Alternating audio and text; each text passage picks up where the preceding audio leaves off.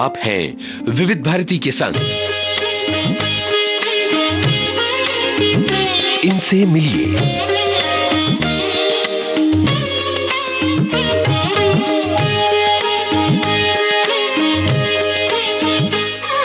इनसे मिलिए।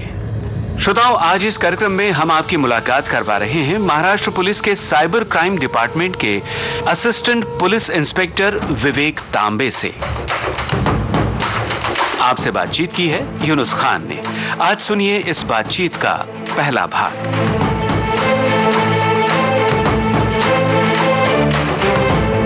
दोस्तों नमस्कार, मैं हूं आपका दोस्त यूनुस खान और आज हमारे साथ हैं महाराष्ट्र पुलिस के असिस्टेंट पुलिस इंस्पेक्टर यानी कि सहायक पुलिस निरीक्षक साइबर क्राइम विवेक विजय तांबे। बहुत बहुत स्वागत Vivek ji. Thank you sir, thank you. Vivek ji, आपका जो पूरा काम है साइबर क्राइम के बारे में हम उस पर बहुत तफसील से बात करेंगे, लेकिन किस तरह से आप विजिलेंस का काम भी करते हैं? सर, विजिलेंस का काम ऐसे जो हमारा रेगुलर पुलिसिंग है, रेगुलर पेट्रोलिंग हमारा होता है, पेट्रोलिंग व्हीकल्स होते हैं, क्योंकि स्ट्रीट क्राइम्स आजकल ज़्यादा हो रहे हैं, स्नैचिंग होता है, थेफ्ट होता है, तो स्ट्रीट पेट्रोलिंग हम बढ़ाते हैं। हमारे जो पेट्रोलिंग व्हीकल्स है वो सारे जगह जगह पे जाके चेकिंग्स करती है, जिससे स्ट्रीट क्राइम रोकने का हमारा ज़्यादा फोकस होता है। फिक्स पॉइंट्स होते हैं हमारी व्हीकल्स घूमती है एंड हमारा कोशिश रहता है कि स्ट्रीट क्राइम कोई भी ना हो और पब्लिक में एक ऐसी फीलिंग रहे कि हम सेफ एंड सिक्योर है। सबसे पहला और सबसे बड़ा सवाल, साइबर क्राइम का निशाना लोग किस तरह से बनते हैं उस बारे में। आखिर वो कौन सी चीज है जिससे हमें सावधान रहना चाहिए? इसमें सबसे इंपॉर्टेंट है कि साइबर क्राइम के विक्टिम कोई भी होता है, उसको या तो कोई कॉल आता है साइबर क्राइम करने वाले क्रिमिनल का, या तो कोई मैसेज आता है जिसमें कोई लिंक हो या कोई मैसेज हो। तो पहले तो हमें यह वेरीफाई करना जरूरी है कि हमें जो भी कॉल या जो भी मैसेज आया है वो जेन्युइन है क्या। कोई अगर आपको ये बोल रहा है कि हम बैंक से बात कर रहे हैं, उनके पास आधी अधूरी जानकारी आपकी हो सकती है। कोई आपको बोल रहा है कि हम पुलिस डिपार्टमेंट से बात कर रहे हैं, कोई आपको बोल रहा है कि आपका पैन कार्ड एक्सपायर हो जाएगा, कोई आपको बोल रहा है कि आपका मोबाइल का केवाईसी अपडेट कर दो, नहीं तो आपका मोबाइल नंबर आज के आज बंद हो जाएगा। कोई कह रहा है कि हम इलेक्ट्रिसिटी डिपार्टमेंट से बोल रहे हैं, आप पैसे भरो नहीं तो आपका इलेक्ट्रिसिटी डिस्कनेक्ट हो जाएगा। कॉल कुरियर वाला आपको कॉल करके बोल रहा है कि आपके पार्सल में ड्रग्स मिले हैं। तो आने वाला कॉल या आने वाला मैसेज ये जेन्युइन है या नहीं, ये वेरीफाई करना सबसे पहला जरूरी है। ये चलते हुए फोन कॉल के बीच इसको कैसे वेरीफाई करें या इससे कैसे बचें? देखिए, कोई कॉल करना ये उस सामने वाले के हाथ में, कॉल रिसीव करना, उस पर कितनी बात करना ये हमारे हाथ में। अगर कोई भी बैंक का एम्प्लॉय बोल के आपको कॉल कर रहा है तो आप डिस्कनेक्ट कीजिए। आपके पास मोबाइल में बैंकिंग ऐप है, आपके पास बैंक का वेबसाइट है, आप जिस बैंक में अकाउंट खोले उसके बैंक का रिलेशनशिप मैनेजर का आपके पास नंबर होता है, आप उनको कॉल करके ये चीज वेरीफाई कर सकते हैं। आजकल ये जो कंसेप्ट है ना डिजिटल अरेस्ट टाइप का, ये बहुत ज्यादा देखने को मिल रहा है। बहुत सारे साइबर क्रिमिनल जो इंडिया के बाहर बैठे हुए हैं, वो किसी तरीके से बाहर इंडियंस जो जॉब के लिए गए हुए हैं उनको रिक्रूट कर लेते हैं, by pressure by hook recruit कर लेते हैं एंड उसके थ्रू उनको इस साइबर क्राइम में डाल देते हैं। अब साइबर क्राइम करने वाले लोग क्या करेंगे कि जो भी विक्टिम है उसको कॉल करने के बाद कोशिश ये उनकी रहेगी कि वो किसी और से कनेक्ट नहीं हो, वो किसी फ्रेंड से या किसी रिलेटिव से कोई भी ओपिनियन ना ले। इस वजह से उसको डिजिटली अरेस्ट कर दे कि नहीं, आपको अभी इमीडिएटली ये वेरीफाई करना पड़ेगा। एंड बहुत सारे क्रिमिनल जो ऐसे वो पुलिस यूनिफॉर्म पहन के भी बैठते हैं एंड सिर्फ एक ग्लिम्स देते हैं आपको कि हाँ नहीं हम जेन्युइन है। वो बस यही प्रूव करना चाहते हैं कि हमारा कॉल, हमारा SMS और ये जो चल रहा है वो जेन्युइन है, ये फेक नहीं है। आदमी डर जाता है और वो उनके जो भी इंस्ट्रक्शन है उसको फॉलो करना शुरू कर देता है। उनको ऐसा बोला जाता है कि आपने जो कुरियर किया हुआ है उसके अंदर ड्रग्स है, तो आपको इमीडिएटली नार्कोटिक डिपार्टमेंट से हम बात करें और आपको इतना इतना सिक्योरिटी डिपॉजिट भरना पड़ेगा। लोग डर के मारे वो जो अकाउंट देंगे उसमें पैसे दे देते हैं। उस वक्त उस आदमी को ये लगता है कि कैसे भी करके मुझे इस प्रॉब्लम से बाहर आना है। बट ये जिस टाइप का फ्रॉड है, अगर इसको काउंटर करना है तो लोगों को ये भी तो समझना चाहिए कि अगर हमने कुछ किया ही नहीं है, हमारे ऊपर एलिगेशंस क्यों लग रहे? अगर हमने कोई कुरियर भेजा ही नहीं है तो हमारे ऊपर इस तरीके, आपको पहले तो वो कॉल डिस्कनेक्ट करके आपके लोकल पुलिस स्टेशन के नंबर पे कॉल करना चाहिए। जैसे अगर आप मुंबई में है तो आप 100 नंबर है, आप अदर कमिश्नरेट्स में 112 है कहीं पे, तो आप जो टोल फ्री नंबर्स है, हेल्पलाइन नंबर्स है, उन पे कांटेक्ट करके वेरीफाई कीजिए कि ये जेन्युइन है या नहीं है। मान लीजिए किसी का कॉल आया, हमको संशय हुआ, हमने टोल फ्री नंबर पर कॉल किया, या मान लीजिए साइबर क्राइम हो गया है और तब हमने टोल फ्री नंबर पर कॉल किया, क्या सचमुच वहां मदद मिलती है और किस तरह की ये मदद होती है? Sir particularly cyber crime report करने के लिए हमारा जो टोल फ्री नंबर है वो है 1930। जी।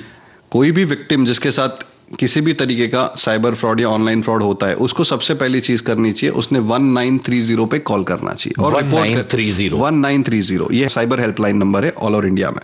और अगर वो नंबर बिजी आ रहा है तो आप cybercrime.gov.in इस पोर्टल पे भी कंप्लेंट रजिस्टर कर सकते हैं।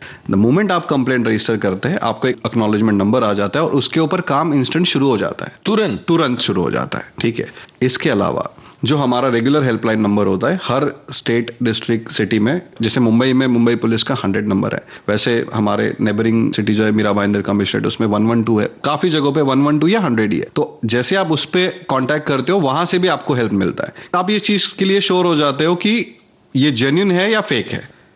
तो वो सबसे पहले आपको आइडेंटिफाई करना जरूरी है कि आपके साथ सच में ऑनलाइन फ्रॉड हुआ है। जो इंडिविजुअल आपसे बात कर रहा है पुलिस ऑफिसर बन के, वो सच में है या फेक है, ये वेरीफाई करना जरूरी है। और आपको डेफिनेटली हेल्प मिलता है इन 2 हेल्पलाइन नंबर्स के ऊपर। अच्छा, आजकल एक चीज और बहुत देखी जा रही है विवेक जी कि सब लोग मोबाइल फोन का इस्तेमाल करते हैं और अमूमन हम जानते हैं कि +91 से शुरू होने वाले कॉल तो हमारे देश के भीतर से आ रहे हैं, लेकिन बहुत अनजान कोड से नंबर आते हैं। जैसे पड़ोसी देश का नंबर है +92 जो कंट्री कोड है, उसके अलावा भी बहुत अनजान कंट्री कोड से आते हैं। और जब हम गूगल करके देखते हैं तो कोई अफ्रीकन कंट्री मिलती है, कोई यूरोपियन कंट्री, अमेरिका भी मिलता है कई बार। ऐसे कॉल से क्या नुकसान हो सकता है? हमने उठा लिया, या मैसेजेस से, या व्हाट्सएप कॉल से, या व्हाट्सएप मैसेजेस से हमारा क्या बिगड़ सकता है? जो भी साइबर क्रिमिनल्स होते हैं वो प्रिकॉशन लेते हैं कि उनको ट्रेस नहीं किया जा सके, वो ट्रेस ना किया जा सके, इसके लिए वीओआईपी कॉल का सहारा लेते हैं। अब ये वीओआईपी कॉल्स करने के लिए बहुत सारी ऐसी वेबसाइट्स है जो ये फैसिलिटीज देती है कि आप बस उनको एक नॉमिनल अमाउंट पे करो, वो आपको एक नंबर दे देंगे, उस नंबर से आप व्हाट्सएप एक्टिवेट कर सकते हो। तो ऐसा नहीं है कि वो कॉल्स 100% कॉल्स बाहर कंट्री से ही आ रही, वो इंडिया से भी ओरिजिनेट होती है काफी कॉल्स, एंड काफी कॉल्स राउट होके इंडिया में आती है। तो ऐसे सिचुएशन में आपका नुकसान तो कुछ होना नहीं है, वो आपके ऊपर साइबर क्राइम करने के लिए ट्रैप सेट करने का कोशिश करेगा उस कॉल को करके या उस मैसेज को करके। वो बस इसके लिए प्रिकॉशन ले रहा है कि उस तक पहुंचना आसान नहीं हो, इस वजह से वो इस तरीके के नंबर्स यूज कर रहे हैं। जैसे आपने कहा कि +92 यूज कर रहे हैं, +44 यूज कर रहे हैं, ये कर रहे हैं वो। अब यहां तक ऐसा है कि आपको वीओआईपी कॉल नॉर्मल नंबर से भी आ सकता है, नॉट नेसेसरी आपको +92 +44 या अदर नंबर से आना है। वो जब आपको कॉल आ रही है, यही इंपॉर्टेंट है कि आप उसको वेरीफाई करें कि ये कॉल जो इंडिविजुअल कर रहा है वो जेन्युइन है या नहीं। अब ये फ्रॉडस्टर ये अलग अलग नंबर से जो कॉल कर, उठाने से आपका कोई नुकसान नहीं होगा, बस आपको उसके इंस्ट्रक्शंस फॉलो नहीं करने। आपको वो नंबर भी आप जो 1930 पे रिपोर्ट कर सकते हैं कि इस तरीके मुझे मैसेज आ रहा है, ताकि उनके ऊपर साइबर क्राइम डिपार्टमेंट जो है हमारा I4C करके सेंट्रल कोऑर्डिनेशन सेंटर है दिल्ली में, जो इसके ऊपर काम करता है, जो ये डेटा कलेक्ट करता है और उसके ऊपर गवर्नमेंट को रिपोर्ट्स सबमिट करते हैं कि किस तरीके के मैटर जो है हमारे पास रिपोर्ट हो रहा है। अगर हमारे पास किसी इस तरह के नंबर से कॉल आता है तो क्या हम मैसेज करके ये सूचना दे सकते हैं किसी एजेंसी को कि भाई हमारे पास यहां से कॉल आ रहे हैं? जैसे मैंने 1930 पे कॉल करना जरूरी है? 1930 पे कॉल करके आप पोर्टल पे वो आए हुए जो मैसेजेस है उनके स्क्रीनशॉट तक अपलोड कर सकते हैं।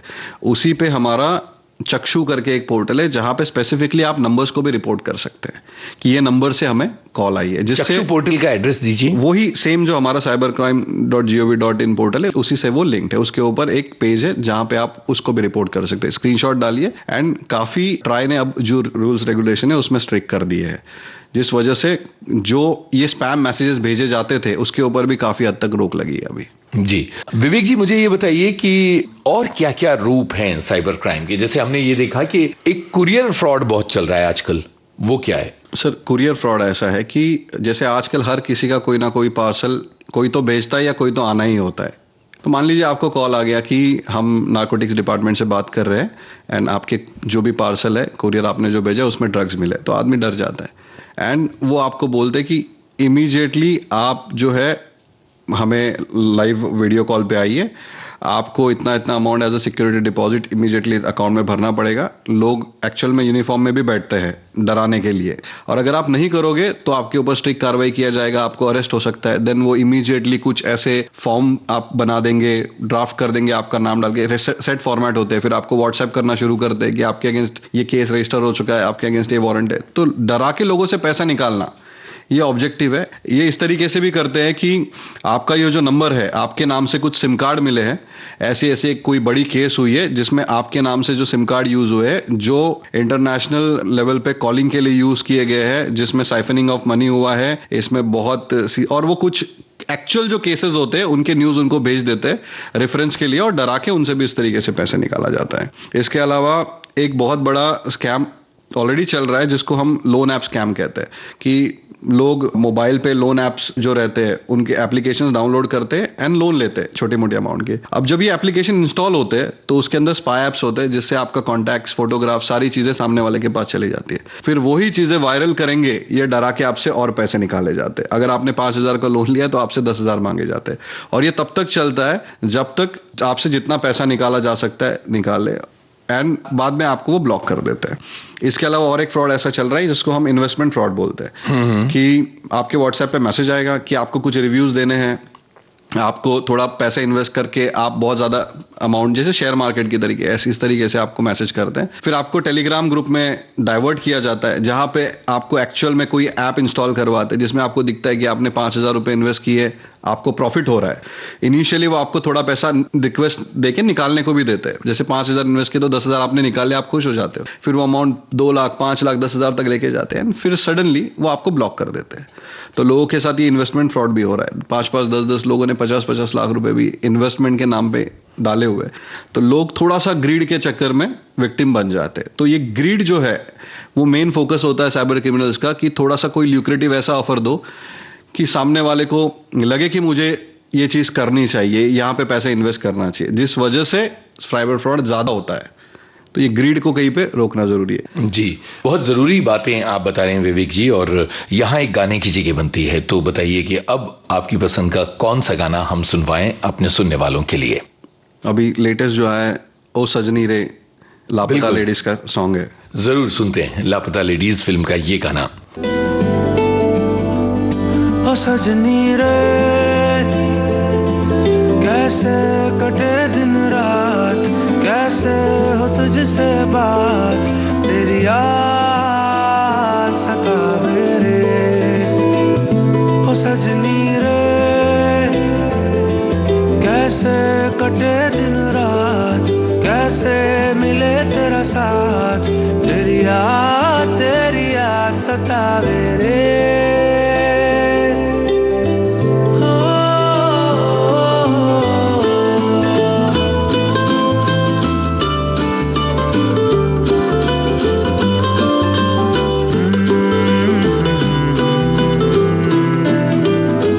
कैसे घनेरे बदरा घिरे, तेरी कमी की बारिश लिए, सैलाब जो मेरे सीने में है, कोई बताए ये कैसे थमे, तेरे बिना अब कैसे जिए। ओ सजनी रे कैसे कटे दिन रात, कैसे हो तुझसे बात, तेरी याद सतावे रे।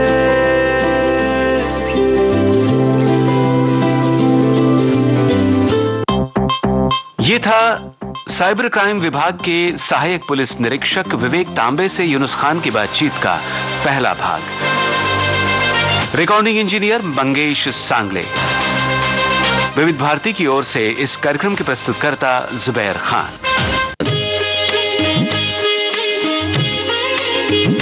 इनसे मिलिए।